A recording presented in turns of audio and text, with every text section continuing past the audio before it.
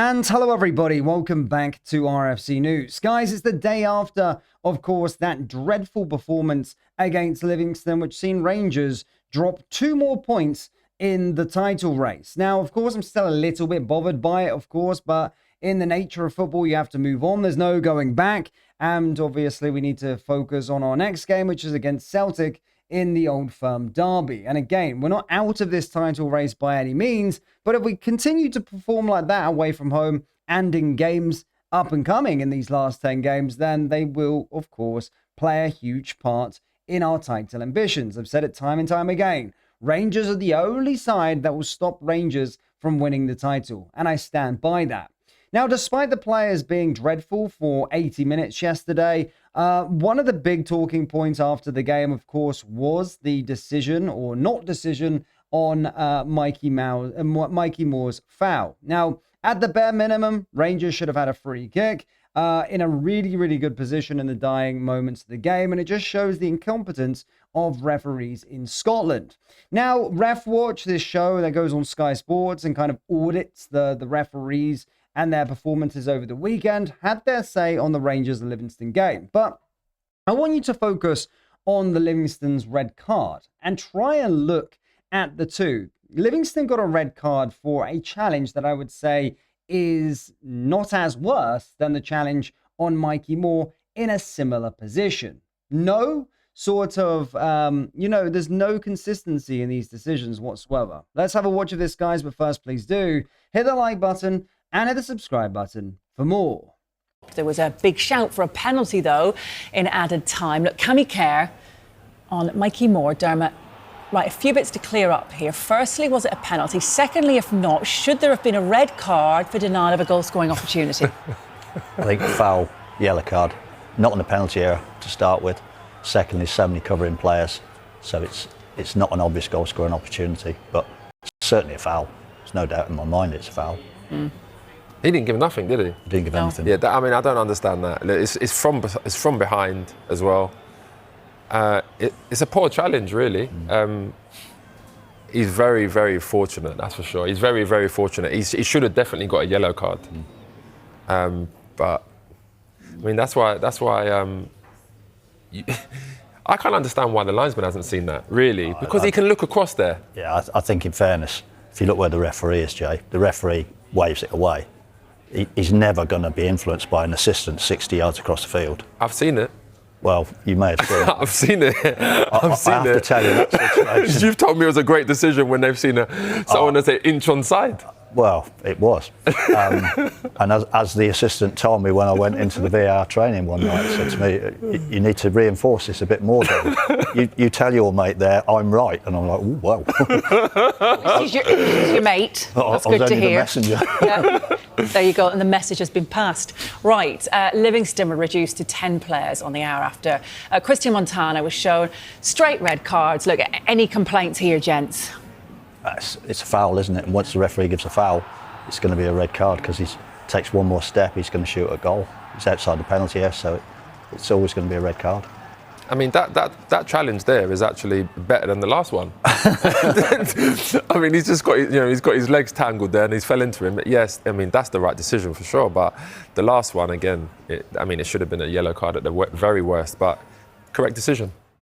So yeah, as you can see, zero consistency and of course shit officiating within the Scottish Premiership has cost us time and time again. And it always happens to Rangers. But again, whilst that was a disastrous decision, I'm not going to take it away from our performance. We of course need to be better going forward. In other news, Emmanuel Fernandez is rapidly emerging as one of Rangers' most important assets, with growing interest from across Europe threatening to test the club's resolve ahead of the summer transfer window. The 24-year-old centre-back has enjoyed an outstanding debut campaign at Ibrox following his move from Peterborough last summer. Composed in possession, physically dominant in duels, and increasingly vocal in organising those around him, Fernandez has adapted seamlessly to the demands of Scottish football. His performances have not gone unnoticed. A number of clubs are monitoring his progress, with Arsenal among those credited with an interest as his reputation continues to rise. Despite that attention, Rangers have no intention of parting ways with a player they view as central to both their present ambitions and their long-term project under head coach Danny Roll. Internally, Fernandez is regarded as a cornerstone of the evolving defensive structure, and there is a clear determination to resist approaches unless an extraordinary offer materialises. The broader context of the Scottish Premiership title race could prove decisive. Securing the league crown ahead of Celtic and Hearts would not only deliver silverware, but also guarantee entry into the Champions League group stage, a financial and sporting boost that would significantly strengthen Rangers' hand in negotiations. Participation in Europe's elite competition would enhance the club's ability to retain top talent